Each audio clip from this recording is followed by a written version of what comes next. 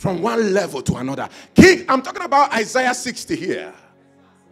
He said, king shall come. If you can go there. King shall come. To the brightness. That means there's something about you shining the more. To the brightness of thy rising. Arise and what?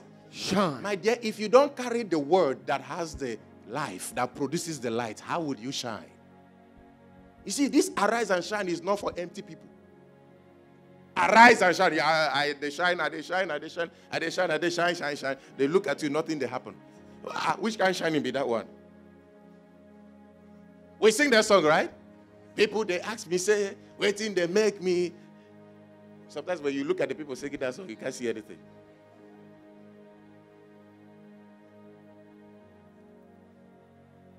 Arise and shine, for the light has come, and the glory of the Lord is risen upon thee. Verse 2. For behold, darkness shall cover the earth, and gross darkness the people, but the Lord shall arise upon thee, and his glory shall be seen upon thee. Verse 3. And the Gentiles shall come to the light, to thy light, and kings to what? Gentiles shall come to your what? And how did the light come? From the life. How did the life come? From the word. I don't know if I'm talking to somebody. You can see the connection here. If you are not watered, you may not shine. And Gentiles shall come to thy light. That means if they don't call you, they will come. Both ways, there must be a coming. Look, this is what God is about to shift you into. That's why many of you need to be ready. You need to be ready. You get to be ready. Because when destiny helpers will come, they must find something to work with. I've let my destiny helper come. When they come now, you've not even discovered your destiny. What are they coming to help? And the Gentiles shall come to thy light. I love this. Gentiles will come to thy light, but there's something about kings. Thy rising will attract the kings. That means it's not enough to just shine. You must what? In brightness of that light. You want kings? You need to rise. These scriptures.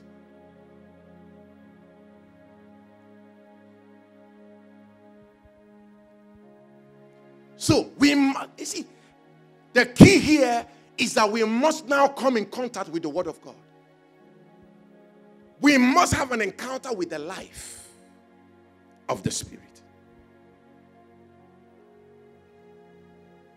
And how do we live if not through that life?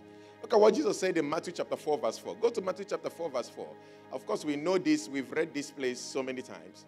Matthew chapter 4 and verse 4. But he answered and said, it is written, man shall not live. Man shall not live. Now, if you look at somebody that is dead, why do you call the person dead? Because there's no what? Life. So here Jesus is saying, man shall not live by bread alone, but by every word. That means the life that you need to live with is in the word. Man shall live by the word. So if you want to have the life of God in your life, you must be connected to the word that comes from the mouth. That means God must always speak to you through his word. So here, Jesus simply revealed the concept of our living. We are not sustained by bread, we are sustained by the word. So you can live. Whether you eat egg or not, you will live. So if you really want to know those that are living, look at those that live by the word. They have access to the life of God. So who gives life? How are we going to enjoy the life of the Spirit? Who releases this life? Of course, we know that when we study the Word of God, we come in contact with the Word of God, with the life of God. But how does that happen?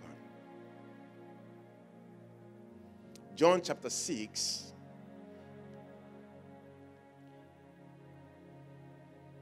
And verse 62. John chapter 6.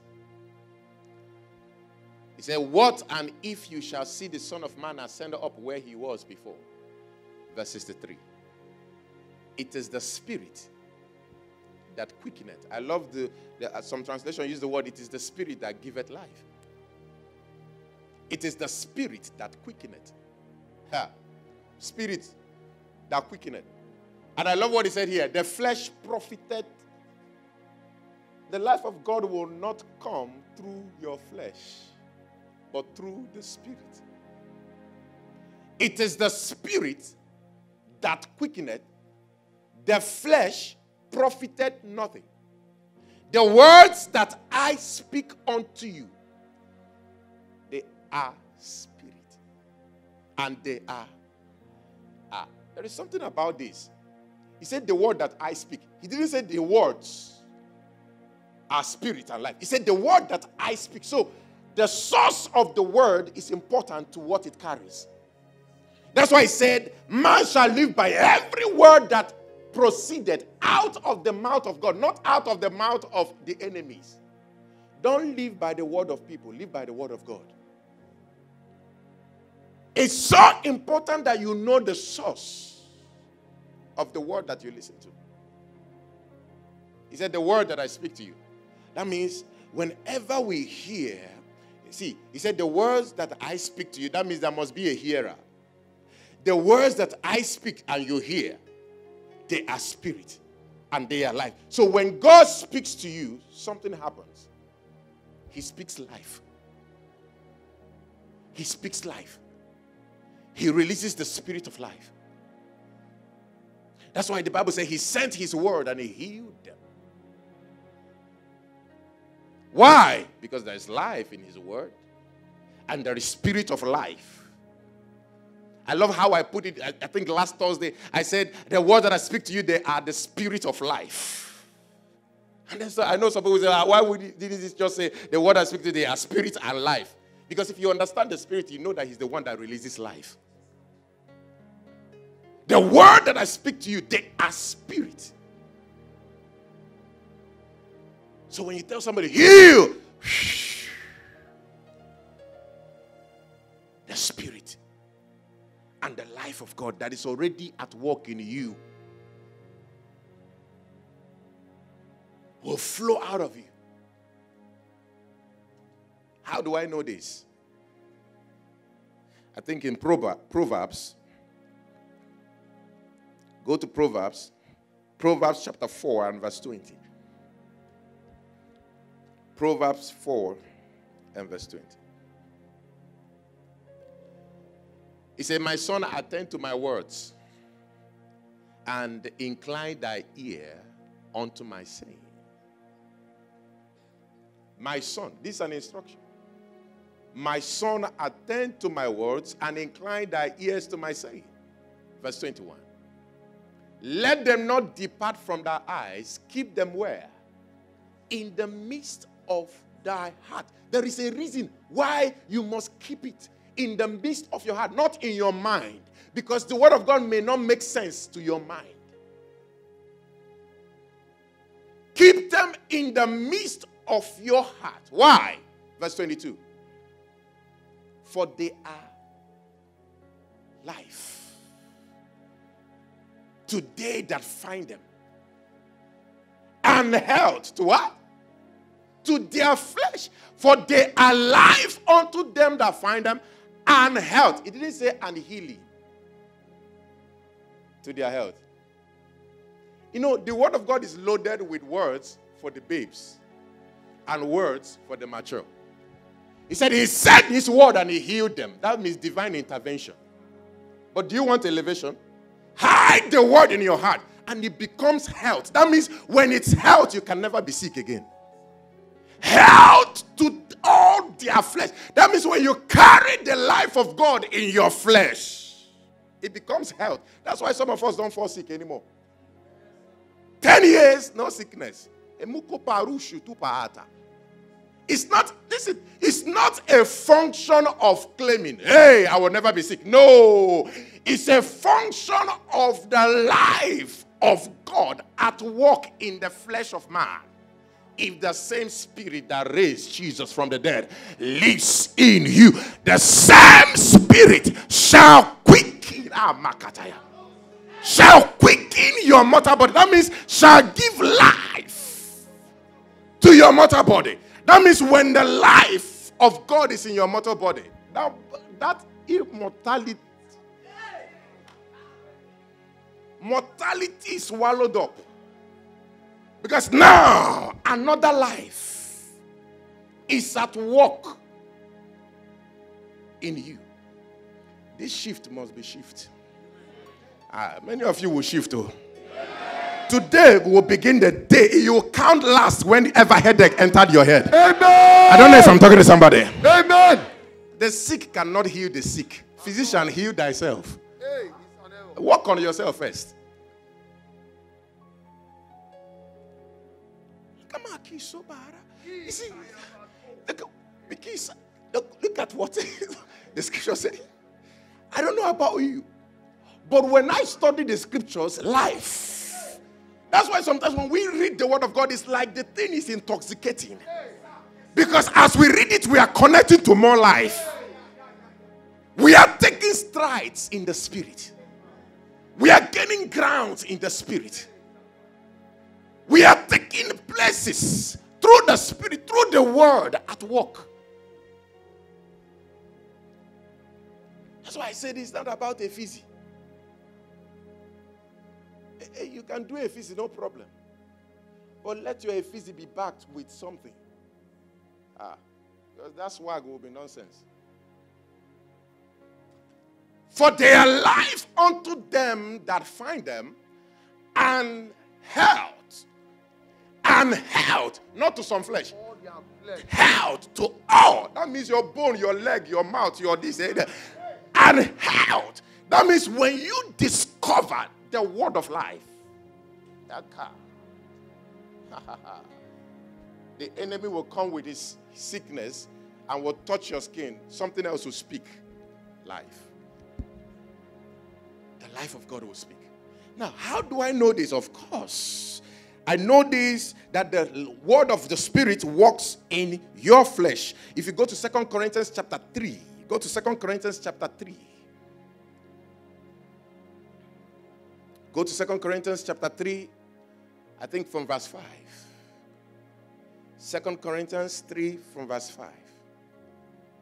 Not that we are sufficient of ourselves to think anything as ourselves, but our sufficiency is of God. How many of you are, God is your sufficiency? But our sufficiency, look at somebody say, my sufficiency is of God. God supplies me life. My sufficiency is of God. That's why when you feel low, when you feel that you are not living, connect back to the word. When you study, you don't have a reason to feel depressed. Depression is a sign of a man being disconnected from life. When you're not connected to the word of God constantly, you get depressed.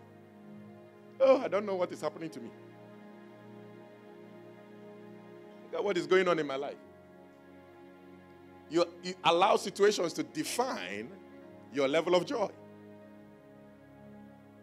Not that we are sufficient of ourselves to think anything as ourselves, but our sufficiency is of God. Verse 6. Who also has made us ministers of the New Testament. Not of the letter, but of the Spirit. For the letter killeth. So who gives life? My dear, it's not quoting the scriptures that brings life. is when the Spirit of God is involved. The letter killeth. We have many people that are professionals with quoting the scriptures, but they don't have access. You know, I told somebody something. I said to him, I said, the Bible is a book that contains the written word of God. That's what I said. The Bible is a book that contains the written word of God. The word of God is a person. And it's a spirit. And he said, how? I said, if the Bible is just the word of God, remember where we just read the Matthew 4:4, even the devil quoted the scriptures. The Bible said, he will give his angels charge over you. If you are the Son of God, turn this. He quoted the scriptures. But that was a letter. There was no spirit in it. But when Jesus said it is written, that was the spirit. So don't fight people because they use, in our secondary school those days, people would tear the Bible to use as expo in the exam hall. And after the exams, we'll go fight them. Because we believe they talk the word of God. Haba. I remember then, even in our university, some group of people from another religion, I don't want to call it, from another religion, just tore the Bible and used it to clean. You know? Just to incite believers.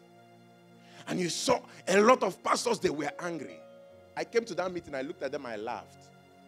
I said, how do you guys believe that these people use God to clean yash? It's impossible. That wasn't God. That was just a book that contains the written word of God.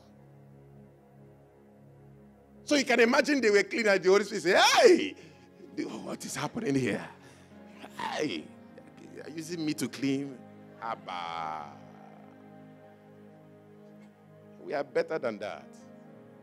We are not ministers of letters. We are the ministers of the Spirit, of the new covenant. The letter, the Spirit giveth life.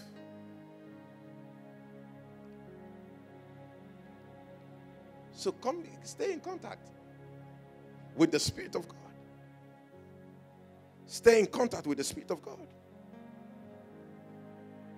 Romans 8:10. If you go to Romans 8, I'm putting this together. Romans 8 verse 10.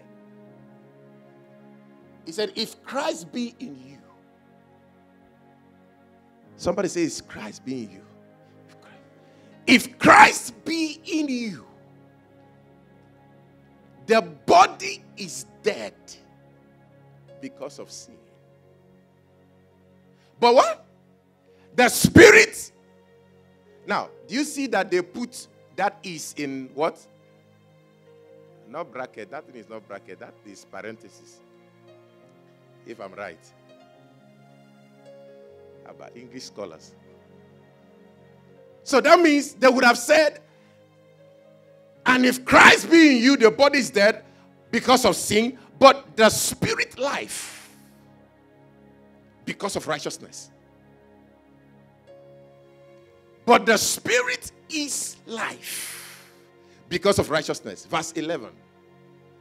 But if the spirit of him that raised Jesus from the dead dwells. Now, look at the equation here. It's simply trying to tell you, look, your flesh is dead because of sin. Because Paul wrote something somewhere. He said, there is no confidence in the flesh. Have no confidence in the flesh. He said, your flesh is dead because of sin.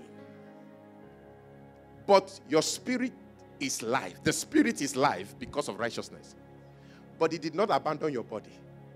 He then went further to say, but if the spirit of him that raised Jesus from the dead lives in you. Where is the Spirit of God today?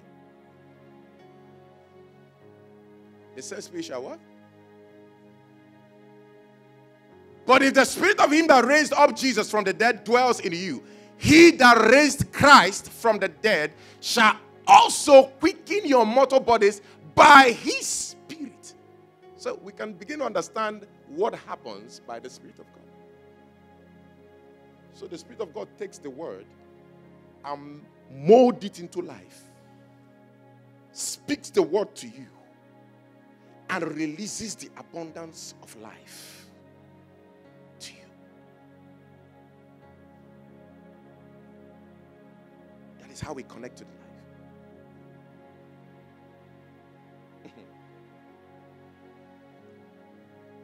I went somewhere and we were discussing about the end of the church. That means the glory of the church. What's going to happen at the end of the day to the church of God. So men were sharing revelations that we cannot even talk about in the church. A man talked about Mount Zion. Upon Mount Zion, there are innumerable number of angels. And, talked about how Zion is in us today. And, things that you can't say in the church because the church is not in the age to understand it. And then we discussed and went into immortality. How the word of God will mold you until the life of God will be seen in your mortal body. And it becomes impossible for anything to destroy your body. And that is where the church is going to. And you will get there.